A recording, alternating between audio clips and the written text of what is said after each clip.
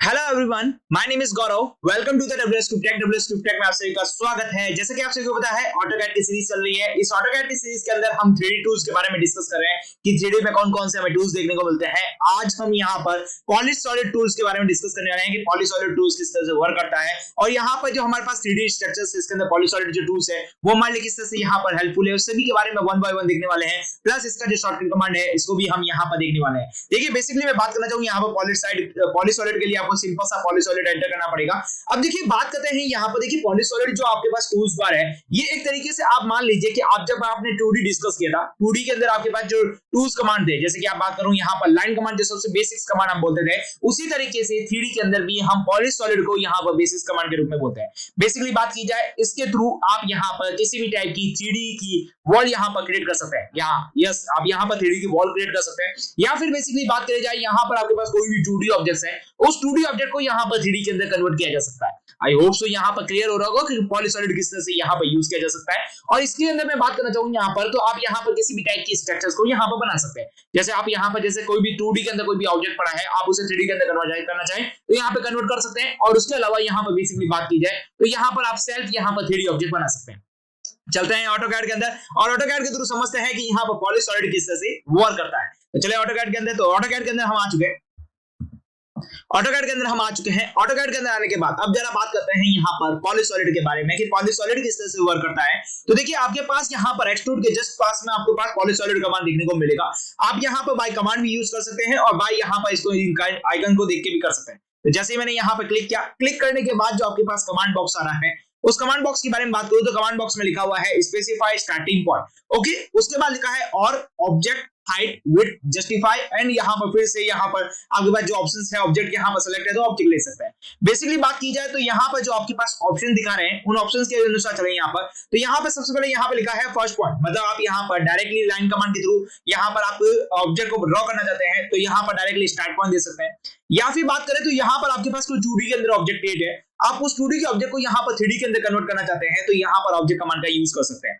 यदि आप यहाँ पर जो इसकी हाइट है, विड्थ है, उसको यहाँ पर चेंज करना चाहें तो वो भी चेंज किया जा सकता है। और जस्टिफाई के अंदर देखेंगे कि हमें कौन कौन से ऑप्शन देखने को मिलते हैं। तो इससे पहले यहाँ पर स्टार्ट करें, इससे पहले हम यहाँ पर स्टार्टिंग पॉइंट से देखते हैं कि स्टार्टिंग पॉइंट के थ्रू यहाँ पर किस तरह से ड्रॉ होता है। तो मैंने स्पेसिफाई स्टार्टिंग पॉइंट दे चुका हूँ। अब देखिए, स्टार्टिंग पॉइंट देने के बाद अब जरा गौर से देखेंगे यहाँ पर, तो अभी यहाँ पर आपके पास एक 3D वॉल क्रिएट होती हुई नजर आ रही है आपको यहाँ पर। अब देखिए, यहाँ पर लिखा है स्पेसिफाई नेक्स्ट पॉइंट, तो आपको यहाँ पर नेक्स्ट पॉइंट देना है। अभी आपके पास ऑर्थो मोड यहाँ पर डिसेबल है, मतलब ऑन नहीं किया हुआ है। इसकी वजह से आपके पास यहाँ पर बाउंड्रीज बन रही है, वो यहाँ पर रैंडमली और यहाँ पर सब डायरेक्शंस में बन रही है। बट यहाँ पर आप चाहते हैं कि आपकी डायरेक्शंस यहाँ पर 90 डिग्री के अलग होनी चाहिए, तो आप यहाँ पर ऑर्थो मोड को इनेबल कर सकते हैं। तो वो इसके लिए आपको F8 प्रेस करना पड़ेगा। F8 प्रेस करते ही आपके पास बाउंड्री मोड यहाँ पर ऑर्थो मोड इनेबल हो चुका है। ऑर्थो मोड इनेबल होने के बाद अब यहाँ पर आप जितनी लेंथ देना चाहेंगे आप उतनी लेंथ दे सकते हैं। उस लेंथ से आपके पास क्या होगा कि आपके पास यहाँ से वॉल क्रिएट हो जाएगी। अब देखिए, जैसे कि मैं यहाँ पर सिंपल से एक वॉल क्रिएट करना चाहूंगा। यस, हमारे जो हाउस है यहाँ पर उस हाउस की वॉल को क्रिएट करना चाहते हैं तो सिंपल सा हाउस की वॉल को यहाँ पर क्रिएट कर सकते हैं। यहाँ पर देखिए, हमारे पास जो अगला ऑप्शन है यहाँ पर वो है आर्क, क्लोज एंड अनडू। जैसे कि देखिए, हमने लाइन कमांड के बारे में डिस्कस किया था। लाइन कमांड के अंदर हमने क्या देखा था कि हमारे पास किसी भी टाइप से हम यहाँ पर लाइन को क्रिएट कर सकते थे। उसके साथ साथ हमने देखा था कि वहां पर भी हमारे पास क्लोज, अंडू के ऑप्शंस आ रहे थे। उसी तरीके से यहाँ पे भी ऑप्शंस आ रहे हैं। यहाँ पे सिंपल सा सी प्रेस करेंगे तो जो आपके पास वॉल है वो यहाँ पे कंप्लीट हो जाएगी और इस तरह से आपके पास वॉल बन जाएगी। इसका बेसिकली यूज बताना चाहूंगा यहाँ पर। तो जब आप यहाँ पर कोई भी 3D मैपिंग करते हैं, जैसे कि बात कर रहा हूँ यहाँ पर हाउस की मैपिंग की जाती है, तो हाउस की मैपिंग करते वक्त अब आप चाहते हैं कि हाउस की जो मैपिंग है वो यहाँ पर 3D के अंदर हो जाए, तो आप यहाँ पर बेसिकली यहाँ पर पॉलिश सॉलिड कमांड का यूज कर सकते हैं। देखिए, यहाँ पर अगले और कौन कौन से कमांड है उन सभी के बारे में डिस्कस करें। तो सिंपल से आप यहाँ पे पॉलिश सॉलिड कमांड को इनेबल कीजिए और इनेबल करने के बाद देखिए आप यहाँ पर स्टार्टिंग पॉइंट दे सकते हैं। स्टार्टिंग पॉइंट देने के बाद अब जरा बात करते हैं यहाँ पर, तो यहाँ पर लिखा है आर्क ऑप्शन। यस, यहाँ पर आप आर्क भी बना सकते हैं इसके थ्रू। तो सिंपल सा उसके लिए आपको क्या करना पड़ेगा, ए एंटर करना पड़ेगा। ए एंटर करने के बाद देखिए यहाँ पर आपका जो है आर्क को स्टार्ट हो चुका है। आप यहाँ पर F8 को हटा दीजिए तो आपके पास किसी भी डायरेक्शन के अंदर आप यहाँ पर आर्क को क्रिएट कर पाएंगे, जैसा कि आप यहाँ पर देख रहे हैं रैंडमली। यस, जैसे कि मैं आपको बताऊं, देखिए यहाँ पर इस डायरेक्शन में मुझे आर्क क्रिएट करना है तो उस डायरेक्शन के अंदर आर्क क्रिएट होता रहेगा। यस, ये आर्क जो हो रहा है वो कंटिन्यूअसली आर्क है।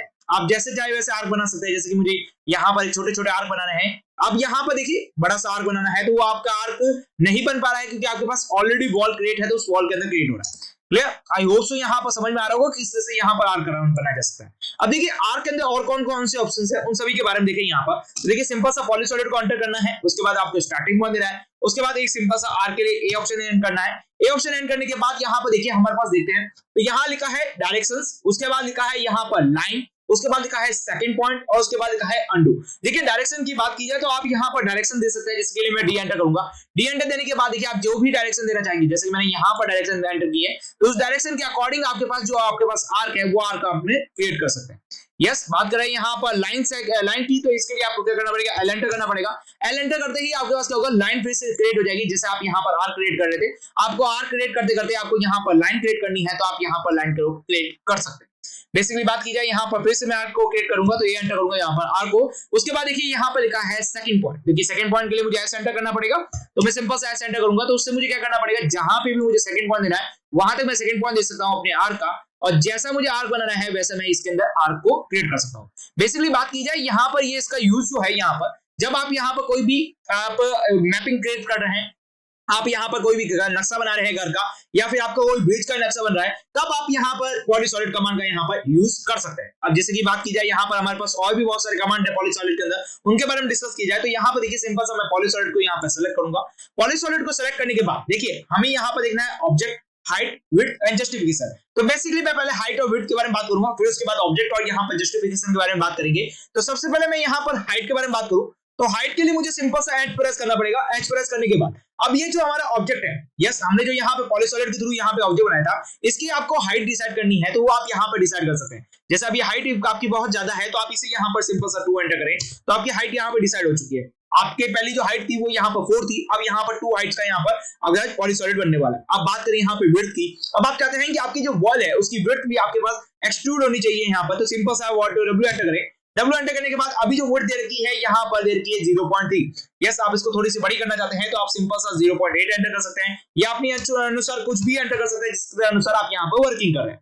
एंटर किया मैंने 0.8। अब जरा स्टार्ट करते हैं यहाँ पे वॉल बनाने का। तो देखिए वॉल बना रहे हैं, तो देखिए वॉल इस बार क्या हो रही है, छोटी बन रही है, क्योंकि हमने हाइट को स्मॉल कर दिया है और उसकी विड्थ को यहाँ पर क्या कर दिया है, बड़ा कर दिया। आई होप सो यहाँ पर क्लियर हो चुका होगा कि किस तरह से यहाँ पे वॉल क्रिएट हो रही है।